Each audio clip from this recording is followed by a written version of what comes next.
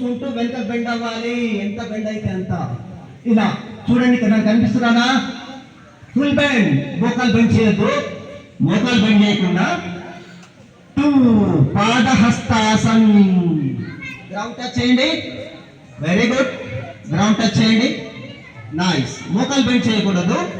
మోకాలు బెండ్ చేయకుండా ground touch చేయాలి. 3 right leg back, seat on left leg. దీన్ని అశ్వ సంచాలనాసన్ అంటారు. అంటే గుర్రం మీద ఎక్కితే ఎలా ఉంటామో అలా ఉంటుంది. జగన్ అశ్వ సంచాలనాసన్. తల పైకి చూడాలి. గర్ల్స్ సూపర్ చేస్తున్నారు. తల పైకి చూడాలి. తల పైకి లేవాలి. 4 పర్వతాసన్. ఆ పాదాలు మొత్తము కింద ఆనాలి. పాదాలు మొత్తం కింద ఆనాలి. పాదాలు మొత్తం కింద ఆనాలి. బాడీని వెనకకు లాగండి. బాడీని వెనకకు లాగండి. మీ బొటన వేలు చూడండి. కాలి బొటన వేలిని చూడండి.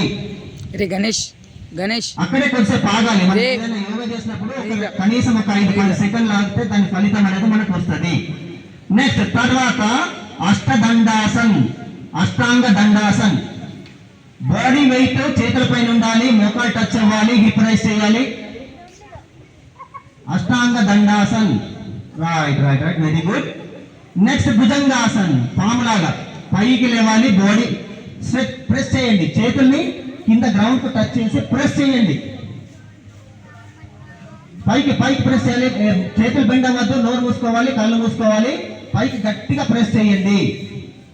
రైట్. నెక్స్ట్ పర్వతాసన్. రైట్. మళ్ళీ కాళ్ళు చూడాలి. నన్ను చూడకండి, పాదాలని చూడండి. ఆ కాలు మొత్తం బెండ్ అవ్వాలి. ఎంత కాలు టచ్ అవ్వాలి. పాదాలు మొత్తం టచ్ అవ్వాలి. బాడీని వెంటకు లాగాలి.